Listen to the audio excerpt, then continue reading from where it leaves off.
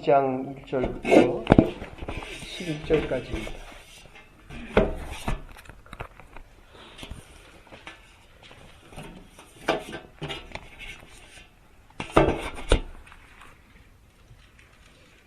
같이 우리 하나님을 생각하면서 교독하시겠습니다.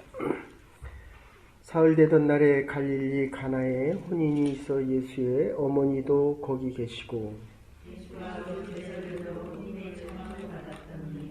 포도주가 모자란지라 예수의 어머니가 예수께 이르러 저희에게 포도주가 없다 하니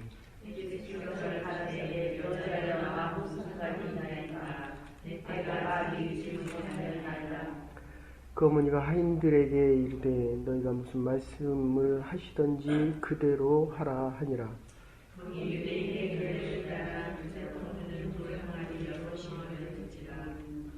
예수께서 저에게 이르시되 항아리에 물을 채우라 하신즉 아구까지 채우니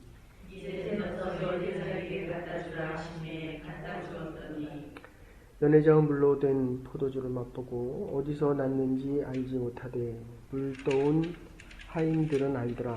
연회장이 신랑을 불러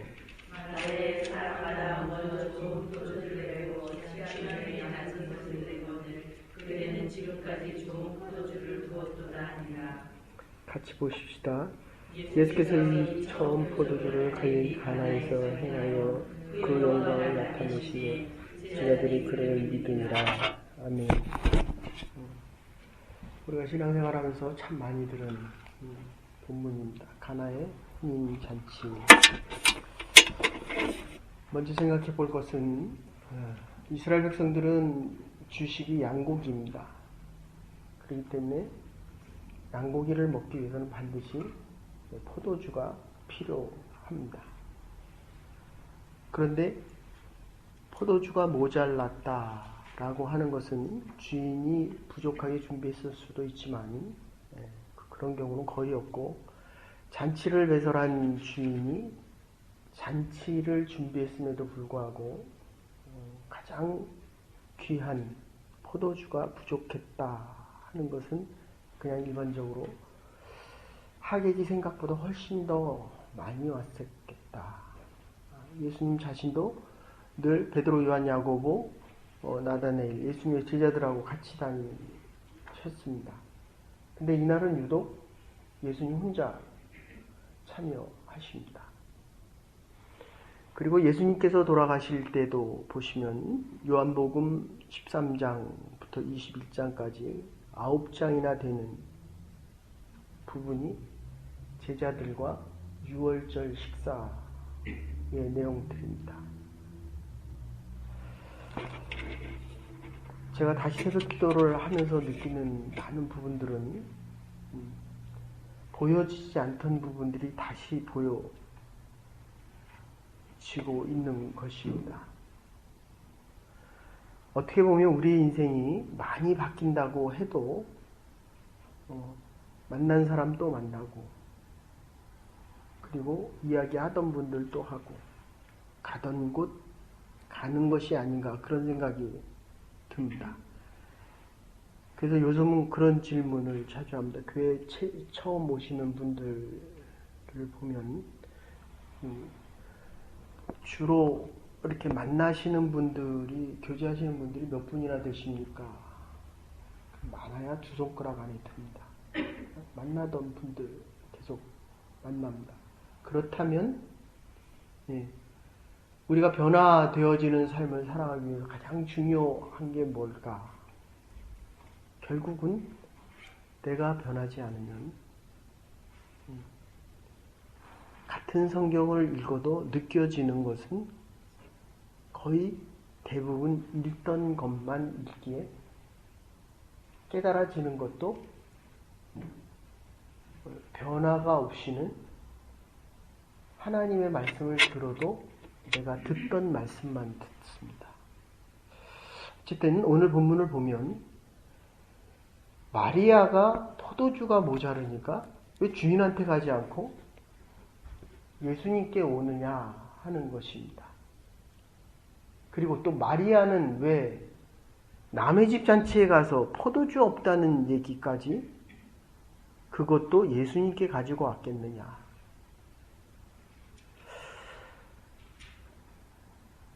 마리아가 예수를 키울 때에 지금 거의 성년이 됐을 나이인데 예수님을 집안에서 봤을 때 과연 어떻게 보셨을까? 이 기록은 그렇게 어느 책을 찾아봐도 수많은 책을 찾아봐도 예수님에 대한 성장 기록에 대한 기사는 없습니다. 있으면 12살 때 예루살렘 성전에 부모님을 잃어버렸던 장면들, 이런 몇 가지 기사들 외에는, 그럼에도 불구하고 우리가 추정해 보기에는 예수님께서 잘하시면서도 메시아의 모습, 하나님께서 보내시고 보냄을 받은 모습이 가정에도 있지 않았겠느냐, 그런 생각을 해봅니다. 이유는 그랬기 때문에 마리아가 예수님 앞으로 오지 않았겠느냐. 하나 정리하고 싶은 것은, 우리가 눈을 뜨고 밤에 잠들 때까지 얼마나 많은 일들이 이루어집니까? 그리고 저도 이제 나이가 60이 다 돼가는데, 우리가 살아서 움직이지 않으면 할 수 있는 일들은 정말 제한되어집니다.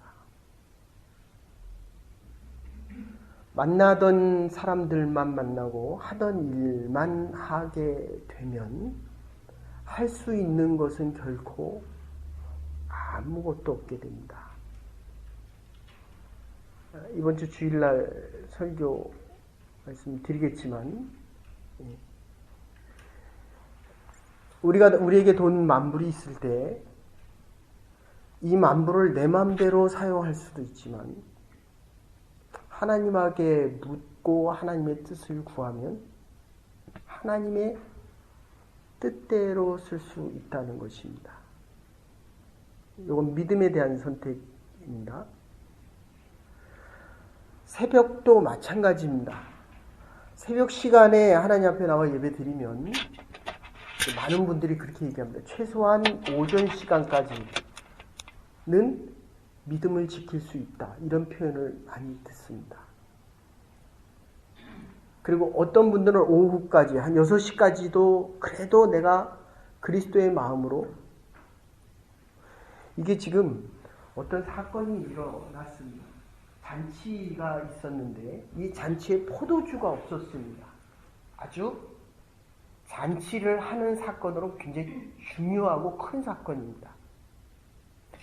그러면 이 잔치 자리에 양고기에 반드시 있어야 될 포도주가 있으면 문제가 없지만, 없으면 이 잔치는 근심과 걱정 속에서 차라리 베풀지 않은 것만 못한 잔치가 됩니다. 근데 이게 결론적으로 어떻게 끝납니까? 예수님이라는 분이 거기 계셨기 때문에 예수님께서 근심과 걱정인 이 포도주가 없는 사건에 개입하셨기 때문에 이 근심과 걱정이 모든 사람들이 칭찬하는 최고의 잔치로 바뀌고 있다는 것입니다. 그런데 이 문제는 어떻게 보면 굉장히 예수님의 입장에서 보면 관여를 안 해도 되는 일이고, 마리아 입장에서도 관여를 안 해도 되겠지만, 벌써 그 사실을 알았다는 것은 주인이 마리아에게 와서 얘기를 했다는 것입니다. 그러면 친분이 있다는 것이고, 그리고 어쩌면 이 작은 일까지도 예수님에게 가지고 올 수 있었다 하는 것은 참 믿음 있는 선택이었다 라고 생각해 볼 수가 있습니다. 그래서 이 아침 시간이 그렇게 소중한 이유는, 눈을 떠서 아침이 아니라 하나님께서 눈을 뜨게 하신 날이라고 하면 이것은 주의 날입니다. 여기 새벽 기도로 오시고 싶어 하는 분들이 있는데 차편이 안 돼서 못 오시는 분들이 있습니다. 참 마음이 아픕니다. 이 젊은 나이에 그렇게 하나님을 알고 싶어 하는데 올 수가 없구나. 이게 다운타운에 있을 때는 뭐 서브웨이로 타고 오고. 그런데 우리가 살아가면서 우리의 인생 속에서 우리의 마음대로 할 수 있는 것들이 얼마나 많습니까? 그러나 나이가 들어갈수록 정말 할 수 있는 것은 자꾸 줄어듭니다. 시간은 주어진 것만 가지고 살아갑니다. 그래서 카이로스라는 표현을 그렇게 중요시하는 것은 70년을 살아도 하나님이 함께 하신 시간만 하나님 앞에서 계산되어집니다.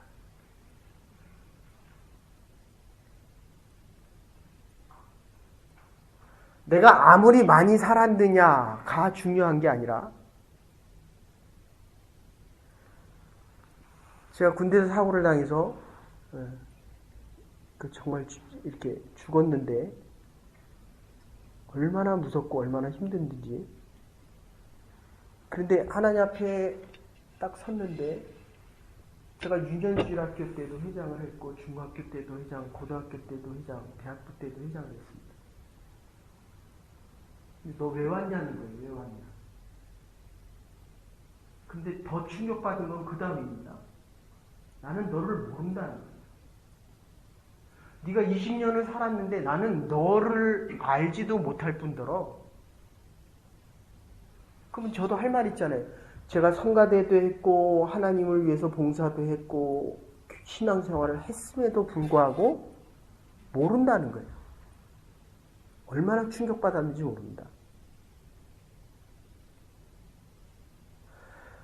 지금 예수님과 관계되어져서 예수님께서 지금 하시는 말씀이 지금 그겁니다. 아직 내 때가 되지 않았는데 왜 이 문제를 나에게 가져오느냐. 이 내 때라고 하는 것은 카이로스입니다. 하나님의 때가 안 됐다는 거예요. 아직 내가 기적을 행할 때가 안 되었는데 왜 이 문제를 나에게 갖고 왔느냐, 이런 뜻입니다. 그런데 중요한 것은, 감사한 것은 예수님께서 이 일을 때를 앞당기셔서 행하신다는 겁니다. 이게 중요합니다. 그래서 우리가 하나님 앞에 나와 예배드릴 수 있는 특권이 있는 겁니다. 우리가 하나님을 찾아가기도 하지만 중요한 것은 우리의 아무리 작은 문제라도, 그래서 이 항아리에 6개가 있는데 거기다 물을 갖다 담으라 라고 얘기합니다. 근데 끝까지 담아라. 끝까지. 하나님의 일은 완전과 온전의 의미가 있다면 완전은 처음부터 끝까지 완전하게 딱 붙어. 시작과 마지막. 그러니까 우리가 지금 하나님 앞에 나와 예배드리는 것도 중요하지만 더 중요한 것은 하나님 앞에 설 때까지 이 자리에서 하나님 앞에 예배드려야 된다는 거예요. 이게 완전입니다. 처음과 마지막 끝이 변함이 없는 사람들, 하나님께로부터 시작되어서 하나님께로 돌아가는 것, 이거 완전이라고 얘기합니다. 근데 예배 드리고 가면서 화내잖아요. 그죠? 네. 예배를 드렸지만 친교 시간에 마음에 안 드는 얘기하면 기분이 나빠서 가잖아요. 이 완전이 아니라 온전합니다. 성숙하지 못한 인격을 이야기합니다. 우리의 삶이 기계처럼 100% 다 완전했으면 좋겠지만 인격이기 때문에 싫은 건 싫고 좋은 건 좋은 겁니다. 그건 틀린 게 아니에요. 그래서 기분 나쁘면 구원도 받지 않습니다. 저는 요새 그런 생각 참 많이 합니다. 한국 교회도 거의 20-30% 교인들이 자꾸 떠납니다. 근데 이 세상이 너무 빨리 바뀌고 컴퓨터로 모든 정보들이 다 체크가 되니까 설교가 한참 뒤져갑니다. 그러니까 제가 저를 봐도 참 기적이에요. 예배드리러 오는 이 성도님들이 있다는 것은 이거 정말 하나님께서 주신 계획과 축복이 아니고는 불가능합니다. 어쨌든 항아리 6개의 물을 채우라고 했던 것은 별개의 의식입니다. 먼저 우리의 몸을 씻어야 되고, 그분들은 샌들을 신고 다니고 이거 뭡니까? 그 머플러 같은 거 하나 뒤집어 쓰고 통으로 된 옷을 입고 다녔기 때문에 옷이 더러울 수밖에 없었고, 그럼에도 불구하고 우리가 예배드리러 오기 전에는 몸과 마음을 씻어야 된다. 그런데 우리의 구원에 대한 문제는 이게 물로 안 된다는 겁니다. 사실은 그게 어린 양 보혈의 피가 아니고는 안 되는 겁니다. 그러니까 예수 그리스도께서 물을 포도주로 만드는 이 사건은, 로마서에서는 이 물은 우리가 행할 수 있는 행위라고 한다면 행위를 선하게 할 수는 있지만, 이 행위가 하나님 보시기에 선한 일, 하나님이 의롭다고 하시는 일은 아닐 수 있다는 겁니다. 그래서 예수 그리스도의 십자가의 보혈의 피가 있어야만 거듭날 수 있다. 구원받을 수 있다. 요거를 모아서 말씀드립니다, 여러분들. 제가 이번 주에 필요하시면 들으십시오. 주일날 저녁에 이제 성가대를 안 하는 것 같아갖고, 그래서 성경 공부를 로마서를 하는데, 로마서와 갈라디아서 정말 중요합니다. 이게 시중에 나와 있는 책이 제일 많은 곳이 로마서인데, 그리고 제일 제가 안타까워하는 것이 10년, 20년, 30년 신앙생활 할 때 자꾸 신앙이 흔들리는 이유는 이게 다 로마서에 있습니다. 은혜와 율법 관계 때문입니다. 은혜와 율법 관계. 제가 여기서 목회하기 시작된 것도 낙스칼리지에서 처음엔 10명이서 같이 성경 공부를 시작하는데, 우리 저기 있는 집사님도 아마 제 기억으로는 로마서 하다가 청년들이 너무 많이 왔습니다. 150명, 200명. 이게 다 로마서 때문입니다. 나는 의인이 아닙니다. 죄인입니다. 죄인이라고 칭함을 받은 의인입니다. 그래서 기분이 나쁘고 마음이 아프고 섭섭하면 또다시 어디로 가 있냐면 의인으로 갑니다. 의인. 교회에서 교제를 하다가 마음에 안 드는 일이 있다. 죄인은 말이 없습니다.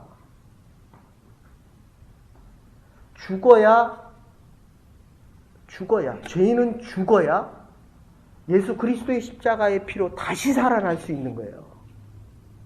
우리는 지금 이 예배 드리면서 내가 옳은가 틀린가를 보는 것이 아니라, 내가 알고 있는 이 모든 것들이 죄인이 생각하는 생각과 판단과 기준입니다.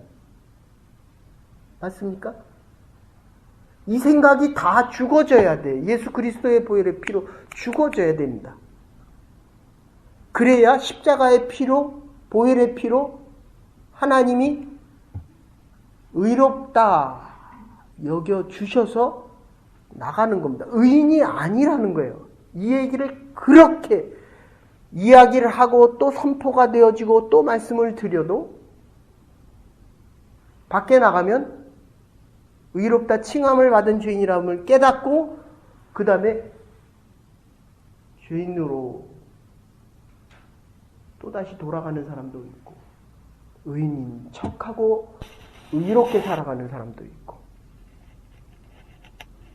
교회와 그리스도인이 힘을 잃어가는 이유입니다. 여러분, 물을 채우되 아구까지 채워라 이렇게 표현합니다. 끝까지 채워라. 정결의식을 행하고 우리의 몸을 깨끗이 씻고, 그럼에도 불구하고 예수 그리스도의 피가 있어야만 구원의 살게 들어갈 수 있다. 예수님께서 함께 하시면 우리의 어떤 작은 일이라도 해결이 됩니다. 그러니까 나에게 있는 모든 문제를 예수께 갖고 나와야 됩니다. 그럼 예수님께서 그 문제를 때를 앞당겨서 그 문제를 해결해 줍니다. 이걸 기적이다 이렇게 이야기합니다. 내 때가 아닌 하나님의 때에 하나님과 함께 예수 그리스도께서 그 일을 행하시면 그게 기적이라는 겁니다. 왜냐하면 예수의 일이기 때문입니다. 내 일이 아니라 예수가 행하는 그 일이 기적이라는 겁니다. 좀 더 구체적으로 생각하면 지금 이 포도주가 물입니까? 포도주입니까? 저는 이거 유년주일학교 때부터 그때 하인들이 갖다 물을 부으라 그랬을 때 그건 분명히 물이죠. 그죠? 그럼 이게 얼마나 시간이 있었기에 이게 포도주로 숙성됐을까? 이 하인들이 들고 갈 때 그때 포도주였을까? 물이었을까? 우리 권사님 어떠실 것 같으십니까? 내가 지금 하인인데 예수님이 나보고 이걸 갖다 주라고 하면 내가 들고 가면서 이게 물인 보세요. 다 몰랐어요. 다. 그런데 물을 갖다 부었던 하인들만 알았습니다. 근데 그 하인들은 이걸 물로 이게 저 사람이 지금 제정신인가? 이게 지금 물을 떠다 주는 겁니까? 이거 지금 포도주를 떠다 주는 겁니까? 아니면 먹을 때 포도주로 변했습니까? 캐톨릭에서는 먹을 때마다 그게 시간상 차이가 다 있거든요. 장로교와 개신교, 배신교. 그런데 어쨌든 먹을 때는 이제까지 먹었던 것보다도 더 좋은 포도주를 내야 하는 것 같다. 이게 복음입니다. 우리가 이 어제까지 살았던 모든 문제, 근심, 걱정이 지금 이 하나님의 말씀을 듣는 이 순간에는 우리가 칭하다, 거룩하다, 의롭다라는 칭함을 받은 그리스도인으로서 더 나은 기쁨과 감사 속에 살아가는 그리스도인들이 된다는 겁니다. 과거의 모습이 어떻든지 하나님은 주일날 다시 말씀드립니다. 주인이 다시 와서 묻습니다. 너는 이제까지 뭐 했느냐? 먹고 놀고 주인의 돈을 자기 마음대로 썼습니다. 주인이 와서 묻는 것을 깨닫고 나서는 그 돈을 가지고 100달란트 빚진 자에게는 50달란트, 1000달란트 빚진 자에게는 50달란트 감해줍니다. 주인이 다른 거 다 묻지 않았습니다. 네가 참 지혜롭다. 멋진 말입니다. 세상은 네 과거가 어떻고 집안이 어떠냐고 묻습니다. 하나님은 지금 우리에게 네가 참 믿음이 있다. 나의 물을 아가리에 항아리에 아구리에까지 채우라. 그리고 그것을 모든 사람들에게 떠다 주라.